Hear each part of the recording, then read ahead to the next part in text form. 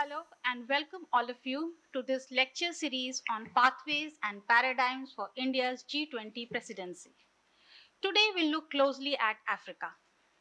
There is a scramble for the resurgent African economy, rich in minerals, youthful in demography. Africa, a voice of over 1 billion, and yet another 1 billion is destined to join its demography. But it does not find a place in G20, which is a multilateral organization of developing 19 developing and emergent economies along with EU. India is batting for the inclusion of African Union in G20. What would be the dynamics of Africa with G20? To tell us this, I am joined by Professor Ajay Dubey, chairperson in Center for African Studies, School of International Studies, Jawaharlal Nehru University. Professor Dubey has held several important administrative positions at Jawaharlal Nehru University, including that of Rector, Director, Internal Quality Assurance Cell. He had led several other departments and institutions in the university, like Jawaharlal Nehru Institute of Advanced Studies, Energy Studies programs, among others. Professor Dubey has a distinguished career in African and diaspora studies. He has been the visiting professor to several prestigious global universities like Universities of Kansai, Japan, University of Addis Ababa, among others. He is a book series editor of Africa's Global Engagement, Perspective from Emerging Countries, published by Springer Nature. He is also the editor-in-chief of three prestigious journals indexed under Scopus and Web of Science, Africa Review, Diaspora Studies, Insights on Africa, Journal of Contemporary African Affairs. Professor Ajay Dubey, it's great to have you here. Please accept a small token of appreciation.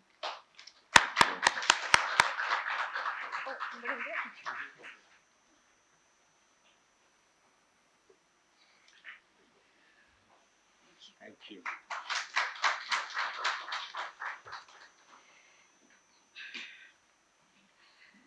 Professor Dubey's lecture is on Rising Africa, looking back to think ahead with G20.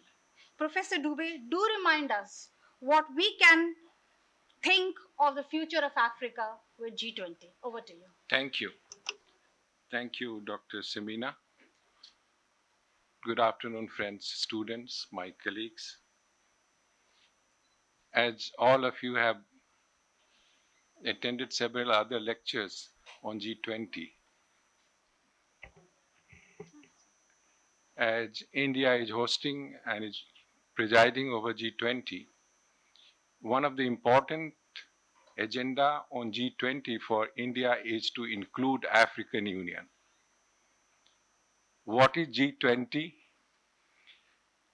What is its mandate?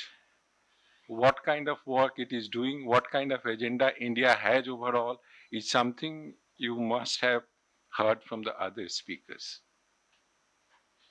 Today we are going to focus exclusively on that if India is batting to include African Union, an organization that represents 55 countries of African continent within G20, then why India and G20 is asking for inclusion of African Union? Is Africa ready to join African Union? And in that context, we also need to understand Africa a bit, that as Dr. Semina pointed out, why African Union is on the agenda of G20 for inclusion as a regional continental organization like European Union. As you know, there is a precedent that out of G20 20 members, one is a regional organization, European Union. And on that precedent basis, there is an attempt by several countries, including India, United States, China, European Union, to include Africa in that. But there is reservation by a few countries, half a dozen countries, which is now diluting gradually every day. And we hope that it will be a consensus decision to include Africa. When there is a issue on African Union joining and there is demand for African Union to join, let us understand Africa at the first place before we come to whether it's to join G20 or not, and what could it contribute to G20 and what G20 can contribute to this. So today, as I was told by Dr. Samina, that must not exceed 45 minutes. So there will be plenty of time for question and answer. So I will give you a broad brush, a sketch of the issue. That what is Rising Africa, which has now called for inclusion of African Union into G20. And when we want to include African Union, this Rising Africa, why we have to look back and think ahead with G20. So my presentation will be structured this way, that first I will discuss in short why Rising Africa has given a kind of hope that African Union will join G20. Second, that the Rising Africa is not uncontested. There are issues, and Africa Rising has now subsided, both as a public discourse and as academic discourse. So we have to look back why after Rising there is a issue of Africa Rising. And when Africa has to move forward, it has to move forward, as was pointed out by Dr. Samina. It's over 1.2 billion people, very young population. 60% of its population is below 25%. So it has a future. And when it plans a future, the last step, last discussion that we will have is on why G20 and Africa should work together, both to contribute to the global economic agenda which G20 follows, and the African own agenda for its development, for its growth, which has to align with G20. Just as a usual disclaimer for any African studies seminar, when we discuss Africa, please keep in mind we are discussing 55 diverse countries. We are not discussing one country. That these 55 countries have tremendous diversity in their colonial history, different colonial powers, in terms of their geographical, economic, demographic resources. You could have as small country as you have Comoros with a few lakhs population, which you have as big as Nigeria, which is a very large number of population. You have out of 10 fastest growing economy in Africa, even now there are 5 part of that. And you have some of the poorest countries and very huge population, which is below $2 a day. So it's a very diverse. So that usual disclaimer that when I talk about Africa, I am talking about an aggregated entity which has immense diversity country-wise. And since we want to include African Union into G20, which is a major agenda, let's talk about the general broader level, which is a common denominator for all African countries. So when we say Rising Africa, it basically picked up in the background of a declining Africa. 1980s decade was a decade where Africa was the only region of the world which has for the whole decade negative growth rate, -1. For the whole decade, average growth was negative. Comes globalization, comes economic changes and reform, Africa started changing and growing. And that gave a hope that Africa is now rising. Let me give you some statistic broadly. From 95, when the changes started under globalization, till 2000, Africa grew roughly at 3.5% from a background of entire decade of negative growth rate of minus 1%. From 2000 to 2005, it grew 5.5%. From 2005 to 2010, again, it started going with a very fast speed, and by 2014, it was 6.5%. And there was a euphoria that Africa is rising, Africa is growing. And with this 6.5% by 2014, there started a decline again. And from 2014 to 2016, it came to 3.5%. 17 and 18, it came to 2.5%. And then came the pandemic. And therefore, the euphoria of Africa rising with 6.5% when the world was growing at 3.5% on an average subsided when it became 2.5% and when it was subjected to pandemic for which it was not prepared. And therefore the rising Africa became stagnant. And that is why the rising Africa has an issue that we need to understand why this rising Africa again started stagnating and declining. And there are several regions you can find, but I will give you just 4 broad regions for you to understand. One is that African government institution could not consolidate and build upon the gain that they have from the Africa rising from 1995 to 2014-15. So the whole decade of growth that happened was not translated into institutional or national objective. It remained among the limited people, not as a national wealth, and it could not create institution facilities, could not provide infrastructure that needed for Africa to sustain its growth. So that was one broad region that unaccountable government could not translate this into sustainable growth.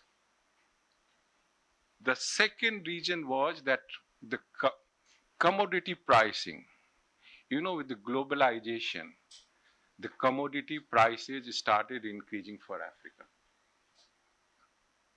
Africa, which is rich in mineral resources, which is rich in agricultural resources, which is rich in marine resources, all primary commodities. During Cold War period was under captivity. So all its resources, its pricing were under captivity.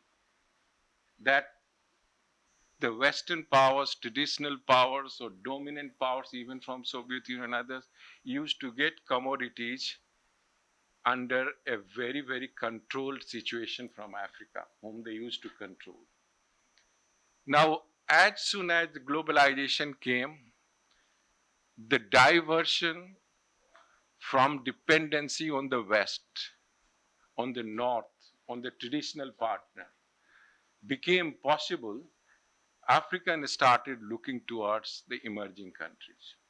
China, India, Brazil, Argentina, Indonesia, Malaysia, several countries came and they got African resources at a cheaper price and there was competition. So During this period, the commodity prices rose by 4 times, which is around 400%. For the same commodity, they got huge amount of money and return, and that added to their economy. And this commodity prices started decline after 1914-15 oil shock that happened. That these prices started declining. The second thing that you should also understand that Africa by then was available to the world beyond the control of traditional powers who used to control it completely. Now they had repositioned themselves, traditional powers. The neo-colonial linkages that they maintained, now when they saw the prices have gone 400%, 4 times, and they have to buy that from the same country which used to give at 1/4 of the price, then there is something wrong going on there. That needs to be corrected. And then they reposition themselves to engage Africa, to take charge of Africa from those new Johnnies, new players that have come and were managing, controlling African resources. And it is from this angle that they started reinforcing their neo-colonial link. Just for those who are not from African studies, Africa is not like India. A large number of its countries are still not truly independent. Francophone countries, there is a Franc zone. There are 26 countries which are Francophone. There is a Franc zone. There are two, the Western Franc zone. There is Central Franc zone, which are French colonies.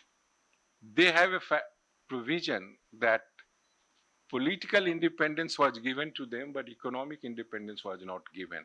And what it meant was this: they cannot have their own currency. They had to have CFA. They cannot have their own bank, like what we have, Reserve Bank, which issue currency, which regulates monetary policy. This will be the Central Reserve Bank of France, located in Paris. They cannot value, devalue their currency since independence till now. So till 1994, there was no change in their currency. That was fixed value against that time what was French franc. Now it is fixed against euro. They cannot withdraw more than 25% of their own foreign exchange when they sell their commodity and products from the French central bank. That is kept as a guarantee for non-fluctuation of the currency CFA that is tied to euro. 25% of your own money can be available to you. 75% no. You cannot export the strategic commodities to other countries without the sanction, without the approval of the French. And this is 2023.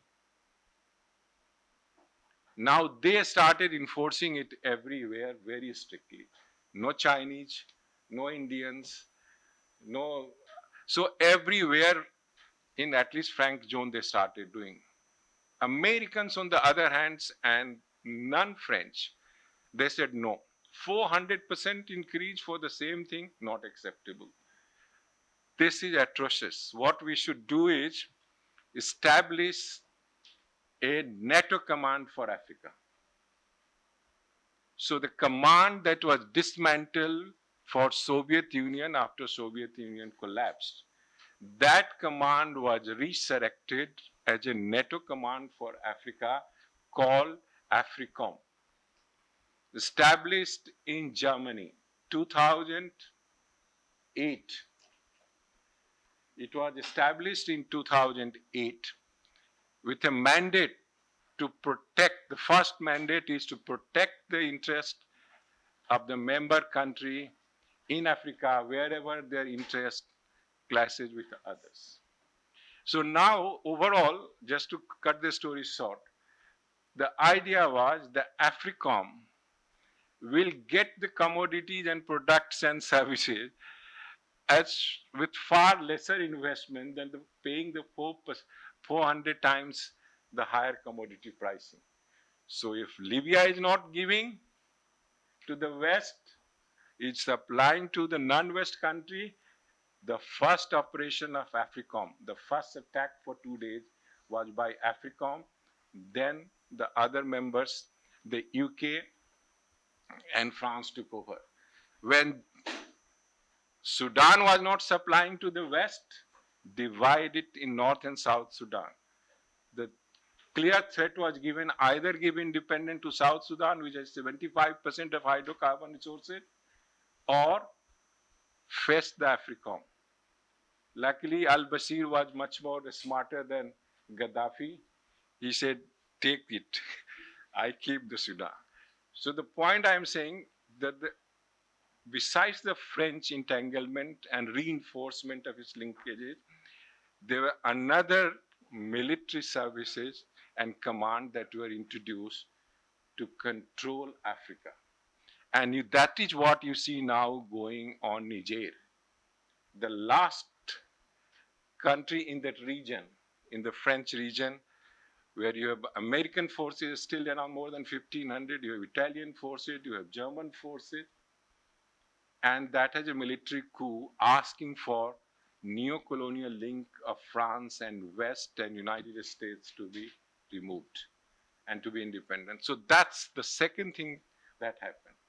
The third thing that happened is when this was all going on, by then China had established its control and there was a new financial imperialism. Every country which diversified from the West, borrowed from others, the China was there. More than 200 billion US dollar is invested in the sovereign guarantee of that country, that if these monies are not returned, the government is responsible. So additionally, besides the traditional power, you have external interventionist control through AFRICOM and others. You have financial imperialism by China. And by mid 2000, you have all of them coming into play. And that is why I say in the rising Africa, not only we have to look back the colonial entanglement, but we also have to look at how Africa is now facing the new kind of threat of external interventionist forces and financial imperialism that exists there. And now Africa has to manage that.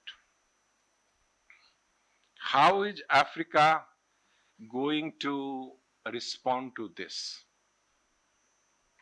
Africa is subjected to these traditional and new forces, and therefore it reorganizes itself to respond to these forces. The first one was that it converted OAU, Organization of African Unity, which was a continental organization, to African Union more in patterns of European Union, giving similar kind of mandate, and it was established to replicate that, and it took several steps to meet these external challenges. The regional organizations and African Union, there are 8 major regional organizations, though there are 14 in Africa, but the 8 major regional organizations, they took the mandate like African Union that Africa needs African solution. So if there is a military coup, it will not be responsibility of that country or European powers to restore democracy, but the regional power, African Union, will do that. You can't think of that kind of situation in South Asia, that if there is a military coup, SARC will send its army to restore. But all these countries have agreed that the regional community and continental community will have legitimate power, diluting the sovereign power of each country to intervene militarily in combined way to restore democracy. So they signed different protocol. They tried to establish a pan-African economic community, which was in Abuja Treaty was signed in 1994, and now last years we have this pan-African trade-free zone, what is called AFTA, Africa Continental Free Trade Area. And this there is no exception in this. All 55 countries have signed, and this becomes a very large economic entity in terms of trade and all that. Having done all these things, it also introduced what is called a peer review mechanism. Many countries have corruptions, corrupt leadership. They didn't want other countries to do that, to evaluate that and to reflect on that. They said, we ourselves will establish a group of leaders from Africa who are respected to go and evaluate each regime, whether it is corrupt, worth inviting investment, donation, and grant or not. So African peer review mechanism was introduced by them that we will check corruption ourselves. We don't want others to come and tell us. So all these things happen, and then in 2013, 50th year of establishment of OAU, they again gave an agenda to themselves for 2063, which will be the 100th years of formation of Continental Organization OAU. In 2063, they would like to achieve 5 aspirations and several goals, 20 goals within that. That this is what they want to do. And you can include everything under that. I will come to that later on. But the point that I'm making, that when Africa was resubjected to all kind of old entanglement and new pressures, it repositioned itself by these means, by giving itself all these instrument, organizations, agenda to meet these challenges. We are not talking about individual country, we are talking about a continental level initiative. And in that, besides these regional one and something within, they had the agenda to engage the world multilaterally and bilaterally. Bilaterally, they engage through India-Africa Forum Summit, China, FOCAC, in Africa, US Summit, Africa, Turkey Summit, Africa, TICAD, Japan Summit. But multilaterally, first of all, they tried to align their goal of 2063 SDG, that the goal of Africa by 2063 is in line, aligns with SDG. And therefore, they had the multilateral initiative to carry forward their agenda, to mobilize different resources that they have to work on that. And as a part of this, you find that G20 is also a multilateral organization. And Africa was wondering that this is just a forum, whereas SDG, the United Nations thing, has a clear budget and mandate, monitoring, implementation, funding. But G20 was just a forum. It was engaged here and there. It was talking about Africa, but you know, the G20 is a club of affluent countries. So they were also talking about poverty. They were also talking about Africa. And I will come to the several engagement that took place before this year. But the point is that Africa only in 2023 February decided that we have to engage G20. We have to become, the African Union has to become a member of G20 because If European Union is there and the world and G20 is discussing the global economic agenda, they need voices of Africa, collective voices of Africa. They need African representations, and Africa, of course, need that their policies should be suitable for a region like Africa.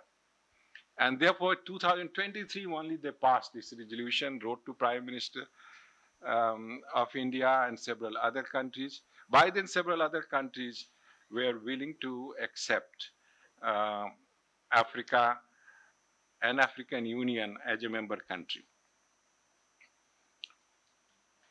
How G20 had been interacting with this multilateral initiative that Africa was seeking.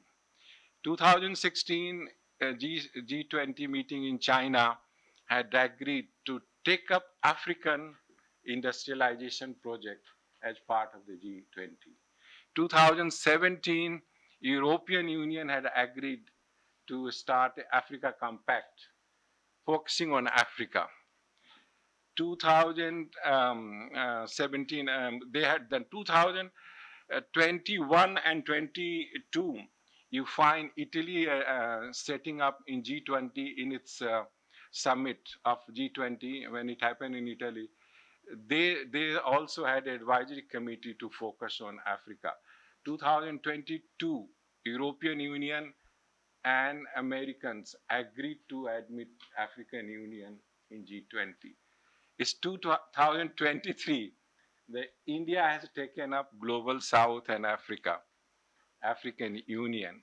And African Union itself, for the first time in February, passed a resolution that it would like to join G20. So that is how it is moving. The multilateral approach of African Union to engage the world. As I said, it has several organizational initiatives, several policy initiatives. Agenda 2063 is the Bible and blueprint for Africa now. That how Africa as a continent together would like to move. And it thinks that G20 will also be useful to follow this agenda besides the SDG. It is in this context that India has raised the membership issue of African Union. Only 7 countries till recently had objections or they had not responded positively to inclusion of African Union in G20. But every week their resistance is declining. And with BRIC admitting some of these members who are objecting to Africa coming over here, now they are more open to accept African Union into G20. And by the time we have the summit, we hope it will be accepted by all. And this will be one agenda, one item, which is likely to be an important item for common communique. You know, in Indonesia, there was not a single communique and item when all of them agreed. Not a single one. So a statement was issued, but no common G20 declaration and communique. But we hope that despite that Ukraine war and despite the division between G20, despite so much of differences in them, at least they will all agree on inclusion of African Union in G20. G20 has so many things to contribute to Africa. What can it do? And I'll stop with that and then we'll go for we can expand. Yes. What can it do? So there are around 15 items that Agenda 22 has a relevance for G20. The different, as I said, they have 7 aspiration, 20 goals. When we take G20, what are the areas where they can cooperate with each other. Potential area. But let me just also warn you that these implementation and support by G20 include those countries which are part of the problem. Part of the problem, as I discussed, in terms of economic imperialism, financial imperialism, and interventionist mechanism. So they have to cooperate in order to deliver that. But nevertheless, when you are discussing potential, the first potential is that G20 will provide African Union a dialogue at the highest level. Right now, it goes as an observer member, is discussed in passing, but it will be able to place its agenda to G20 at the highest level. So that's what Africa is looking at, that they will have a direct communication. The second thing that Africa would like to do, as we discussed, the Agenda 2063 is now a Bible, blueprint of development for African countries together. An African Union would like to bring it to the G20 table time and again. That please align your decisions of governing global economy, of managing global economy, which respect and which supports Agenda 2063 for Africa. And these 15 items that I'm listing here are something that was discussed in February 2023 when African Union discussed its membership and approved its request for membership of G20. The third one is the debt relief. You know, there has been a lot of funding from the Chinese and many other countries. We have also committed 20 billion US dollar to Africa under several India-Africa Forum Summit. Turkey, Argentina, Malaysia, Indonesia, Japan, South Korea, all of them have given money. African countries don't have the institutions and mechanism to use them profitably and to return them out of that. And therefore, they are now, like what happened during the Cold War, they had entered the debt trap. As you know, at any point of time, if you have to pay more than 20% of your foreign exchange earning, you are entering the debt trap. Now, these African countries, many of them, majority of them, are reaching around 50%. So it's a debt trap, and some of them have reached around 100%, which happened even in the Cold War period. So they need underwriting or writing off of this debt that had been created during this period. When Africa was rising, everyone was moving, and they gave a lot of money, made a lot of investment, made a lot of contact with the sovereign entity of each country that you pay back. China, as you know, it did in Sri Lanka. Similar situation has come in Kenya and many other countries in Africa, that it has to take over airports, take over seaports, take over many of the infrastructures and building that it constructed, and now they are not able to pay for that. So under the contract, it is supposed to take them over. It has not done because there is a lot of noise from the West, so it has not done such in Africa. Of course, when the debt trap is to be handled, there is also need for financial investment because Africa does not have large amount of FDI, because FDI comes when the situation is good for return. They don't come for a certain project, but it wants the G20 to commit larger amount of money, not as FDI, but as a support and investment to Africa, and it is working for that. Infrastructure development.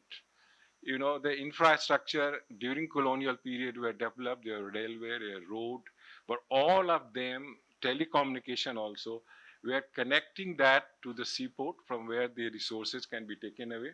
Even during colonial period till early 90s, even after independence, it is much easier to ring up from one city to London and then to connect to the other city of the same country than to connect directly between two neighboring adjacent cities of the same country.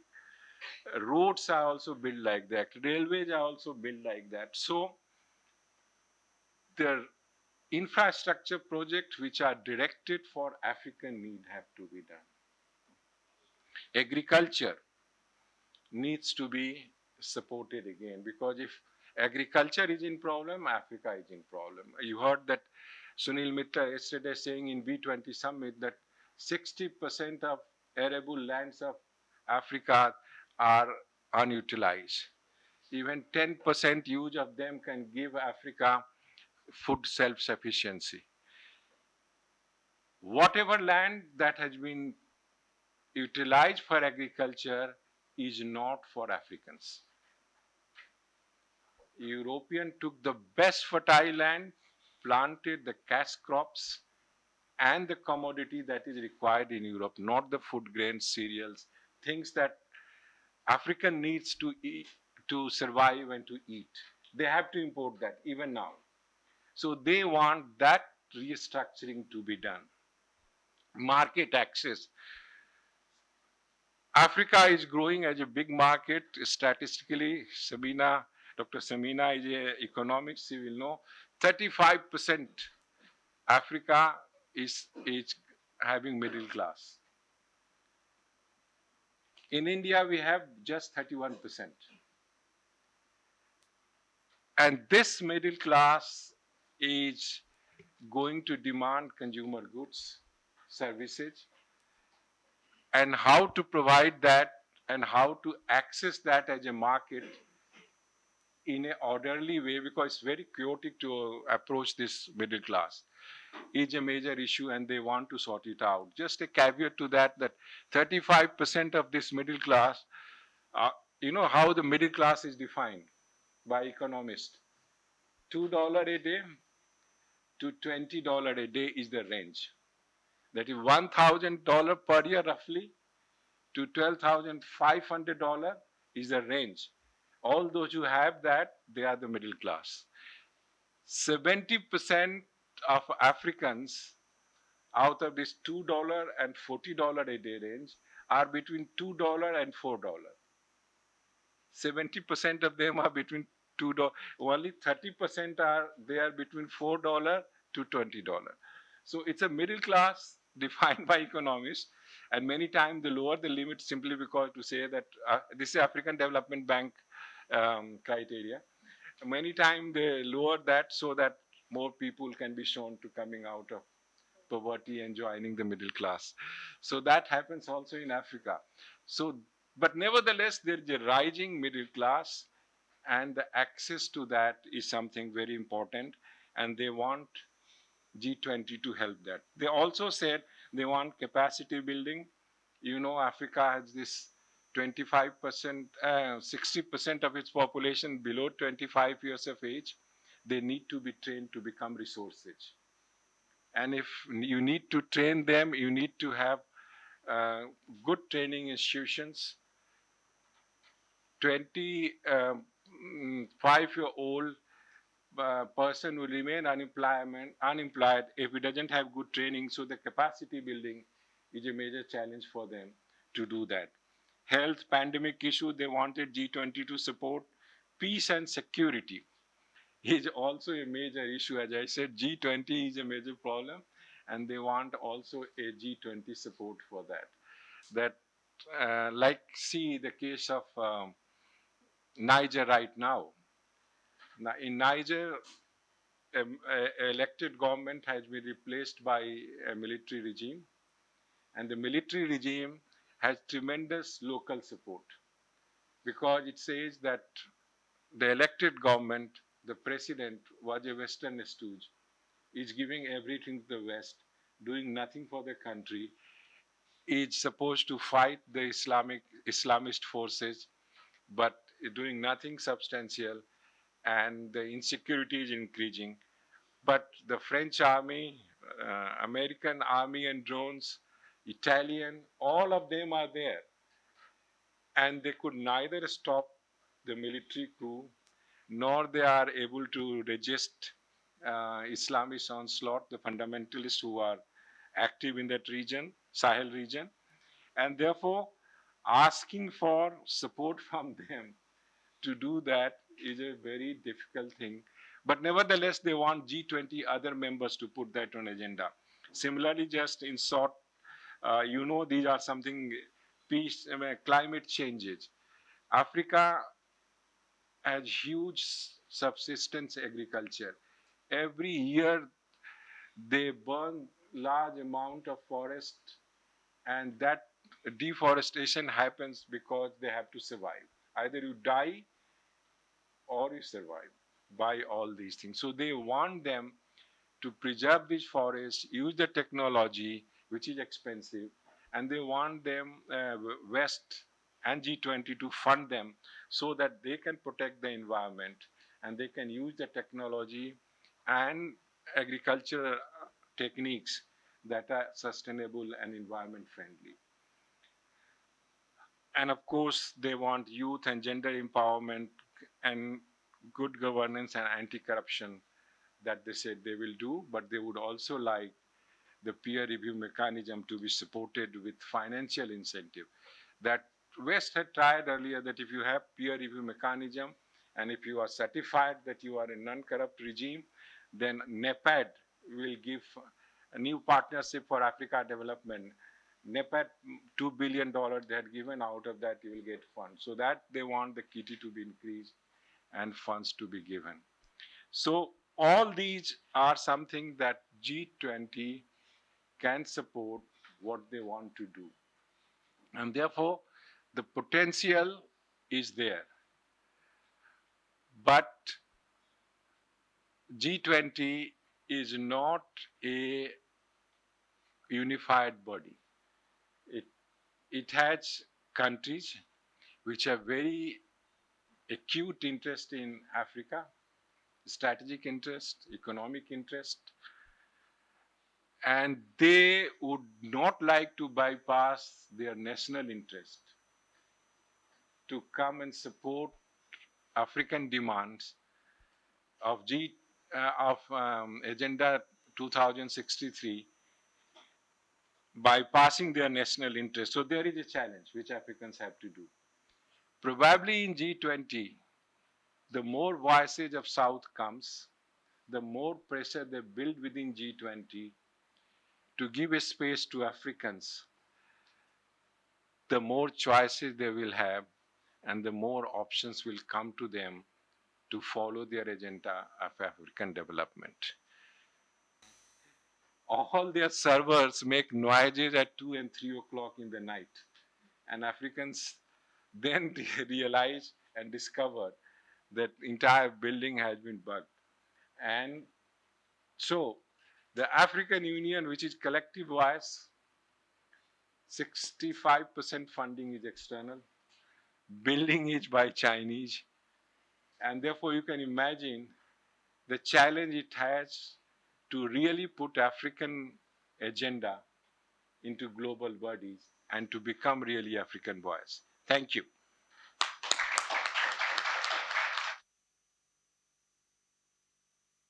Thank you, Professor Dubey, for that extremely enriching lecture.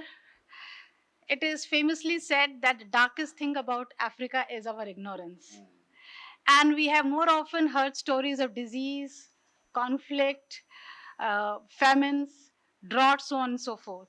You have identified promises, potentials, along with perils. I'm sure it has whetted our students' appetite for more questions, so we'll have invited from the floor. So my name is Shilpi Ghosh, a research scholar from Center for African Studies. So in the last part of your lecture, you said about G20 contribution to Africa. In that light, I want to ask about the blue economy, the very buzzword that we hear nowadays. So as we know, the blue economy has a very catalytic factor in the development of Africa. So how is India in its presidency of G20 operationalizing this blue economy for Africa? And as we know that 13 African nations share coastline with India. So your take on this? First, African Union and Africa has to come on the table of G20. The biggest task is that Africa has coastal line, has very strong stake in blue economy, but that has to be discussed right now at this stage bilaterally. India is doing that bilaterally with Mauritius, with Seychelles, with so many other countries which have a very large um, stake in all these blue economy. But African Union, when it joins, then probably there could be agenda how collectively one can discuss. Right now, the biggest issue is how to make African Union join G20 by bringing out different possibility. And the blue economy is also one possibility. Thank you for pointing it out. Yes. Is by raising the voice and strengthening the voice of these countries in G20. That there is always a situation of coordination and compatibility and no chances of conflict. That is not something we are discussing because I, I highlighted time and again that how conflicting it will be for G20 developed countries to support Africa in their demand for several things that they themselves are part of the problem and beneficiary of that. But nevertheless, bringing global south in G20 will increase the pressure, will increase the voice of these countries on the developed country in the discussion.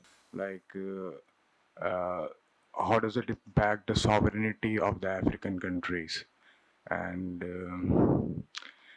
does China support the stand of India supporting Africa to join G20? Yes, China of African engagement started. There were no more either with West or with the Soviet Union during Cold War.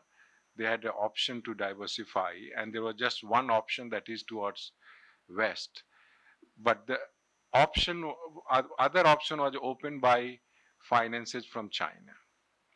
They started funding these countries under sovereign guarantee scheme. They started giving money for whatever they wanted. They were not concerned how that money is going to be used, who is going to use that, but the sovereign debt was created, whatever money they gave. And therefore, most of this money went to unaccountable government and regime and were not used for the productive purposes of people or for the country. And therefore, over the period of time, when the time came to return, it became a serious debt issue. And therefore, they gave more money and got more resources. And that established the financial imperialism of China over there. The fact remains that they were people with cash, with no condition attached to any regime. They became extremely popular in Africa. Even despite financial imperialism, if you ask them, the Chinese are preferred because they give money. We give slogan, South, South. We, we don't give them much money. We train a few of them, but they have hard cash. They deliver the visible projects, big roads, big railway lines, big buildings. We say we'll train you, come to India under our I-Tech program. We will construct something, you become partner of at least by 20% or 15%. They are not interested. They want you to deliver 100%, run it, and if it goes out of control, so be it. We are not so popular because we are a democratic country. We have to send our taxpayer money in a way that it gives return to India. It is utilized in a way which is transparent. You cannot give money like China is below the table. So they became tremendously popular, and their financial imperialism increased by investing money left and right. And when they can't pay, then again paying money to them to manage that. And that's how they brought them under their control. Sir, Yes. I have sir. How strong is that control, sir? That like Well, financially, they are present everywhere. But the control has a limit. West still see Africa as its region, irrespective of the money they have invested. If the West comes and challenge that, China moves away. So that's the limit of the control. It cannot say like West, no, we will intervene and we will take what we want. So that's the limit of the control. So long they are not challenged from the West, they make money. But once challenged, they have moved out from everywhere. They have not confronted, despite having heavy investment. For profits for its own minerals with China. And so, second, that China selling its private arms and military to Africa, how would it translate for African regional stability, especially in Sahel region? Can China be better negotiated now? Not so easy. In fact, they had this issue how to negotiate collectively in a better bargaining position with any of these major powers. In 2006 African Summit in Banjul, they discussed that issue, what is the question that you asked, how each and every country which is weak before a major power, Japan, India, Europe, America, Turkey, how we can collectively discuss. And they came out with a Banjul formula. They said this under Banjul formula, if we engage these countries, including China, European Union, America, any other country which is big player, Japan, then we will be able to negotiate better for Africa. All that I mentioned, except India, rejected Banjul formula. India is the only country in 2008 that accepted India Africa Forum Summit engagement under Banjul formula. And that Banjul formula says the negotiations have to be done by African Union, not by individual country, even if the project is to be given to individual country. So African Union will be the negotiator for that. But all European Union, each individual European countries, United States, China, Japan, Korea, Brazil, all of them said we will not accept Banjul formula. If you bring that, we are not coming to you. So when you are asking for something and you don't have much to give, then you have limited choice. So negotiating with them is difficult, yes. To the big power conflict that is happening in Africa, because Africa is the new site of like big power conflict. I have a question. Uh, just few week back, we had Russia and Africa summit, and just on the light of BRICS, and we had China and Africa summit also. Sir, in Niger, like Niger is like especially a conflict and the high potential zone, and we are seeing uh, uh, Western back group ECOWS, like they're threatening to like invade Niger, but like they have Russia, I think, had sent some missionaries or Wenger groups in the Niger. So like my question is like how African countries are seeing these big power politics and big power conflicts in the light of these development, like recent development Ukraine war, Niger, and like other things. So. As an influential player in the world politics, they sent a delegation to Russia and Ukraine to solve that issue. But you know how seriously they could be taken by either of them. That African countries were asked to manage their own problem, and they decided to manage their own problem after Somalia. You know, Somalia during Cold War has a tradition, the 5 years it will be a US ally, ask for more money. If you don't give, then it goes to the Soviet Union. And then when Soviet Union started giving money, it asked for more. If it doesn't give more, then it came to US side. Again, it asked for more money and said, no, no, no. And then they said, I'm going to the Soviet Union. Then American came physically, finished that country. Today is the worst country in terms of governance and development. But that also cost large number of American soldiers. They died there. And then it was decided, no, we will give you money, we'll give you training, we'll give you arm, you fight your own problem. We are not coming and getting our people killed in your issue, even if you have interest. So now in Niger, ECOWAS, it has a military wing, the regional organization, ECOMAG. They have a mandate, as I was saying, as a regional organization, that if there is a illegitimate government or military coup or non-democratic practice, then they will send their army to restore democracy and good governance. And all countries are signatories of that, including Niger.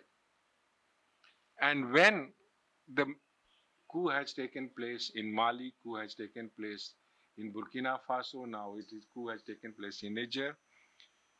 They didn't send army earlier. But now the Niger was the only important country for the West, where the American drone unit is there, 1,500 French are there, the Italian forces are there, other countries' army is there, and that was a bastion from which they thought they will control the region. Because Niger they didn't want to lose, because 14-15% of the uranium requirement for the power stations of France goes from Niger. It has several other minerals. It's very resourceful in uranium. So they wanted to protect that. Now they don't want to send army again. Their army is there. 1,500 French forces are there. American drone unit is there. Any day they can attack the military junta that has taken. They don't want to take chance. They say, no, you send your army. Nigeria, which is a big boy of the region, wants to demonstrate that it can send its army. Basically, Nigeria controls ECOMAG, the entire ECOWAS. Its army is big enough. So it's willing to go there. But all its northern states, which is the border of Niger, there the senator have said no, no war with them. This will be detrimental to our interest. Our people will be affected. The border is porous. People move, they marry, they have businesses across the border. And why should we go? Let nature decide it. If people are on the street supporting army, then why do you want to go for the regime? So Africans can decide, but the Western countries will intervene if there is a larger interest involved. You have all kinds of chaos, atrocities in Somalia. It's nobody's interest. In Rwanda, the UN forces were sitting, asking for orders. People were being killed. The Tutsis were being killed like cockroach. It's just half an hour distance. They said, no, no, it's none of our business. What we have to do there? But if you go to Libya, where people are all happy, no, no, no, he is a dictator. Al-Bashir, everywhere where the interest is involved, they will go. They will mobilize African Union, which has 65% of external support. They will mobilize regional organizations. You go. We are there. We'll support. So Africans have to develop their own strength and own agenda. The entire African Union could not have come into existence if Gaddafi was not willing to provide finance, aircraft, venue, his personal visit to several countries to agree to dilute their sovereignty and agree for this. But when he was killed like dogs, African Union till now has not passed a single resolution condemning that. This is what Africa needs to understand. Okay, Professor Dubey, perhaps one thorny issue that connects Africa and European Union is the flow of refugees. More, Migration. yes, more and more, the latest figures that we have is that significantly larger numbers are leaving the African coast and escaping into Europe for better lives. Could there be a possible coordination along G20 for a more humanitarian and coordinated approach to this issue? Yes, I think migration is a global phenomenon. Africa and European Union in terms of migration is one regional issue. G20 is global, but the migration is a global issue. We find everywhere. I think the migration itself needs to be handled by G20. They want money to move, but they don't want people to move. They want money to be borderless, but they want people to be confined to the border. They, the other day you heard that just last week, France spent several $1 million to dump wine so that it doesn't become cheaper there. It's last week one. Hundreds of millions of euro was used. Every year, European Union dumps milk and butter in the sea so that its prices remains good enough for the farmers in European Union. So migration is a larger issue of protecting the prosperity of people of that country. And that needs to be globalized and humanized. That if money can be borderless, people too can move borderless way. Yes. Africa can first of all bring that it's all its operations, all its management, all institutional supports, strategy is not just for the developed countries. There are countries of the South. So India is pushing African Union as a voice of global South, that whatever you decide, it is not for maximizing the benefit of those or gearing the world economy for those who are member of G20 who are affluent, but also there is interest and voice and presence of global South in that. So that's the first thing I think that will come. How far they will be able to concede, it all depends how far the country from the South are able to assert themselves. It is not for altruistic reason they will do. They will do because global South is as much important for their survival, for their growth, because the climate issues kind of things is global.